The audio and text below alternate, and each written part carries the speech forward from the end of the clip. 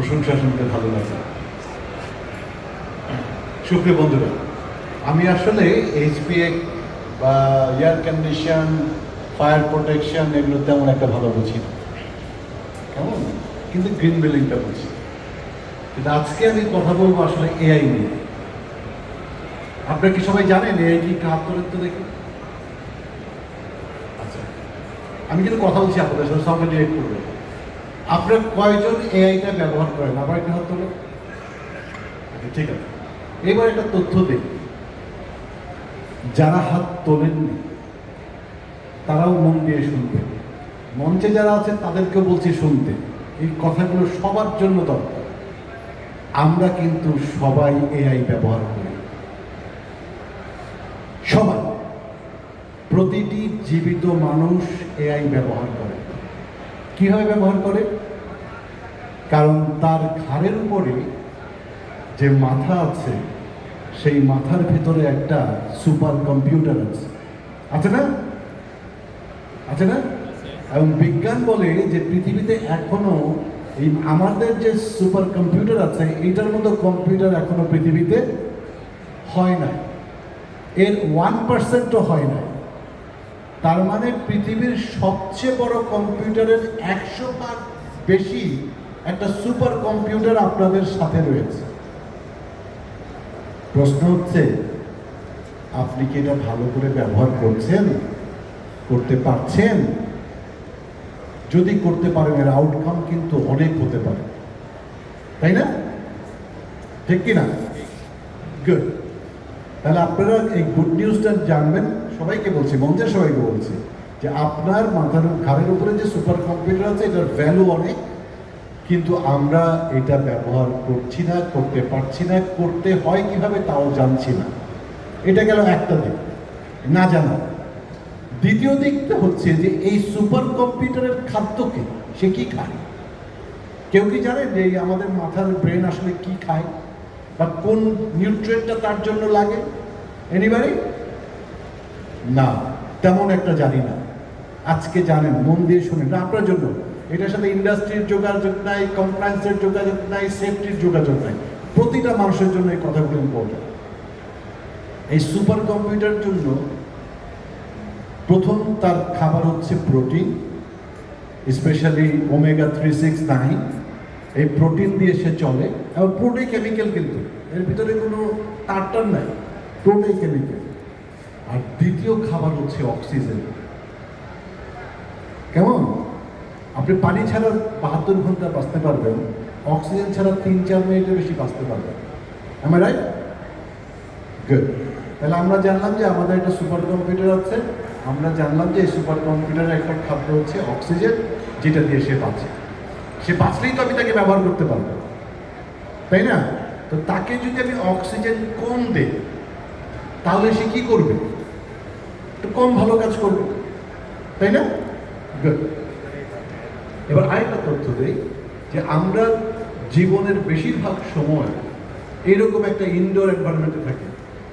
হয় অফিসে থাকি, না হলে বাড়িতে থাকি, না হলে মলে থাকি, দোকানে থাকি, অথবা গাড়িতে থাকি, থাকি না? সেই থাকার ভেতরে কিন্তু অক্সিজেন আছে, এখানেও আছে, আপনার গাড়িতেও আছে, বাড়িতেও আছে, সব জায়গায় আছে।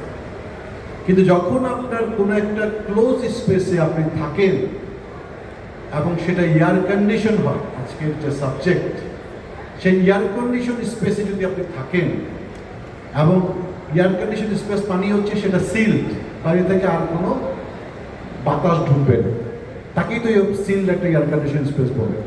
সেখানে যদি আপনি থাকেন, এবং সেখানে যদি আপনি ফ্রেশ এয়ার না দেন, তাহলে কি হবে? আপনি শ্বাস নিচ্ছেন, অক্সিজেন নিচ্ছেন, কার্বন ডাই অক্সাইড ছাড়ছেন, অক্সিজেন নিচ্ছেন, কার্বন ডাই অক্সাইড, তাহলে কার্বন ডাই অক্সাইড লেভেল কি হবে?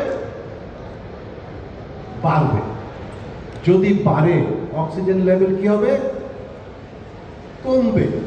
এই অক্সিজেন লেভেল কমতে কমতে একটা অবস্থায় যখন যাবে, তখন আপনার সুপার কম্পিউটার, যেটা আল্লাহ তাআলা আপনাকে দিয়েছে, সেটা ভালো কাজ করবে না। আরও যদি অক্সিজেন লেভেল কমে, এটা আরও বেশি ড্রাই হয়ে যাবে, এর এলাস্টিসিটিটা থাকবে না, কেমিক্যাল কম্পাউন্ডগুলো কাজ করবে না, আপনার কিছু কিছু রোগের উদ্ভব হবে, যেগুলোর নাম হচ্ছে dementia, Alzheimer, memory loss, stress, depression. এগুলো হচ্ছে না আমাদের। এখন আপনি একটু চোখ বন্ধ করে মঞ্চে সবাইকে বলছি, চিন্তা করে দেখেন তো যে আপনি ক্লোজ স্পেসে যখন থাকেন, যে এয়ার কন্ডিশন স্পেসে আপনি থাকেন, সেখানে ফ্রেশ এয়ার আছে কিনা? কার কার ক্লোজ স্পেসে ফ্রেশ এয়ার আছে একটু হাত তুলি মঞ্চে। একমাত্র ইমরানের আছে। তাহলে আমার জীবনের সবচেয়ে ইম্পর্টেন্ট যে যন্ত্র, আমার ব্রেন, সুপার কম্পিউটার, আল্লাহর নিয়ামত, এটা চলার জন্য যে খাদ্য, অক্সিজেন, আমি তাকে ডিপ্রাইভ করছি। ঠান্ডায় থাকছে কিন্তু ফ্রেশ এয়ার নাই। মজার ব্যাপার হলো এই ফ্রেশ এয়ারটা একটা বদ্ধ ঘরে দিতে খুব বেশি টাকা লাগে, খুব বেশি লাগে। এখানে একটি স্টল আছে, ইকুল নাম, ওখানে গিয়ে দেখবেন যে ফ্রেশ এয়ার ইউনিট যেটা ফ্রেশ এয়ার ঘরের মধ্যে এনে দিবে, তার দাম হচ্ছে 7,000 টাকা। মাত্র 7,000 টাকা দিলে আপনি একটা ঘরে, ছোট ঘরে 100 থেকে 150 স্কোয়ার ফিট ঘরে ফ্রেশ এয়ার দিতে পারবেন, এবং সেটা ফিল্টার্ড ফ্রেশ এয়ার, কারণ ওই যন্ত্রটার মধ্যে ফিল্টার আছে। তাহলে 7,000 টাকা কি খুব বেশি আপনার ব্রেনের খাদ্যের জন্য? না। আরেকটু ভালো হয় যদি আপনি ইয়ারলি ভেন্টিলেটর দেন, যেটার মধ্যে গরম বাতাস ঠান্ডা করে দিবে, আপনার এয়ার কন্ডিশনের পারফরমেন্সে অসুবিধা হবে না, এবং সেটারও তো একটা ফিল্টার আছে, এবং ফিল্টারটা হ্যাপা ফিল্টার, দামি ফিল্টার, ভালো ফিল্টার। তাহলে এই যে আমরা ঢাকার যে কনস্ট্রাকশনের যে সিচুয়েশনটা বললাম, সেটাও কিন্তু আপনি যদি ঘর বন্ধ করে রাখেন, দরজা বন্ধ করে রাখেন আর ফিল্টার বাতাস দেন, তাহলে আপনি কিন্তু আপনার ঘরের ভিতরে এয়ার কন্ডিশন ছাড়াও একটা ফিল্টার ভালো বাতাস পাবেন, হাই লেভেল অফ অক্সিজেন পাবেন, যেটা আপনার ব্রেনের জন্য খুব দরকার। স্পেশালি আমাদের বাংলাদেশে অনেক অটিজম হচ্ছে, স্পেশালি বাচ্চা হচ্ছে। তার প্রধান কারণ হচ্ছে তার মায়েরা এয়ার কন্ডিশনে থেকেছে, দরজা জানালা বন্ধ, তো সারা রাত ধরে আমরা কার্বন ডাইঅক্সাইড লেভেল বাড়িয়েছি, বাচ্চার ব্রেনটা ডেভেলপ করে, এবং এটা আমাদের ইগনোরেন্স। সবচেয়ে আশ্চর্যের কথা হলো যে বিএনপিসি কোড 1999 সালে বলেছে any close space fresh air is mandatory. তার মানে any air condition space fresh air is mandatory, কারণ air condition space must be a close space. এখন প্রশ্ন হচ্ছে, যদি ক্লোজ স্পেসে ফ্রেশ এয়ার ম্যান্ডেটরি হয় আর আমি এটা না দিই, তাহলে এটা ভায়োলেশন, এটা আইনের একটা ব্যত্যয় হচ্ছে, তাই না? আশাই তো বলেই, আশাই তো অনেক পরে আমরা একটু দূরে যাব যখন। মজার ব্যাপার হচ্ছে, তাই যদি হয় তাহলে বাংলাদেশে স্প্লিট এসি বিক্রি হচ্ছে কিভাবে? সে তো লিগেল না, ইলিগেল একটা প্রোডাক্ট। সরি নূর ভাই, কেমন? কিন্তু আসলে ব্যাপারটা যেহেতু আপনার ব্রেন নিয়ে কথা বলছি আমি, আপনাকে চিন্তা করতে হবে যে সলিউশনটা আপনি কিভাবে করবেন। আরেকটা হাতুড়ি সলিউশন আছে, যে আপনার ছোট্ট একটা CO2 মনিটর যদি আপনি কেনেন, যেটা দাম 3,000 থেকে 5,000 টাকা, সেটা যদি আপনার টেবিলে থাকে বা আপনার বেড সাইডে থাকে, এটা কিন্তু যখন আপনি সেট করে দিবেন একটা লেভেল, যে 1,000-এর উপরে গেলে একটা পিপি আওয়াজ হবে, আপনি একটু জানলা করে দেবেন, এটা একটা সলিউশন হতে পারে। তখন ওই ফিল্টার বাতাস পাবো না, কিন্তু বাতাসটা পাবো। কেমন?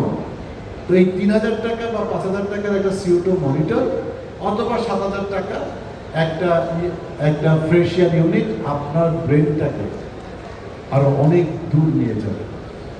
আপনারা দেখেছেন যখন অফিসে যান, লাঞ্চের পরে কিন্তু আমরা একটু ঝিমাই যাই, এর জন্য না যে আমাদের এনার্জি শেষ হয়ে গেছে, এই জন্য যে যতদিন দিনে থাকে, সারাদিন যেহেতু বন্ধ ঘরে আছে, আমার অক্সিজেন লেভেল কমছে, এই জন্য আমি আসলে টায়ার্ড হয়ে যাই, এই জন্য আমার মেজাজ খিটখিটে হয়ে যায়, এই জন্য আমি রাগারাগি করি, এবং আমার স্বাস্থ্যের একটা ক্ষতি হতেই থাকে। আপনি আপনার জন্য এআইকে জিজ্ঞেস করবেন, ফর্মাল এআই, ChatGPT-কে জিজ্ঞেস করবেন যে আমার ফ্রেশ এয়ার না দিলে আমার ব্রেনের কী কী ক্ষতি হয়, রাইট? কিভাবে আমি এর সমাধান করব, উত্তর কিন্তু আপনি পেয়ে যাবেন। আমাদের তথ্য কথা শোনার দরকার নেই, ঠিক আছে? আপনার জন্য আপনি এই কাজটুকু করবেন। আমার ধারণা একজনও যদি আপনারা কেউ এটা করেন, তাহলে আমার কথা বলাগুলো সার্থক হবে। আরেকটা গুড নিউজ দিয়ে শেষ করি, আমরা যা কিছু শুনি তার 6% আমাদের মনে থাকে। 24 ঘন্টার মধ্যে যদি সেই বিষয়টা আমি আবার না চিন্তা করি, বাকি 94% তো ভুলে গেছি। আমরা যা বলছি আপনারা ভুলে গেছেন অলরেডি। ওই 24 ঘন্টা যদি ওই 6%-এর কোনো একটা জিনিস আপনি রিপিট না করেন, মানে আবার চিন্তা না করেন, আপনি ওইটাও ভুলে যাবেন। তার মানে আজকে আমরা যা বলছি, আমরা সবাই যা বলছি, যত গুরুত্বপূর্ণই হোক আপনি ভুলে যাবেন।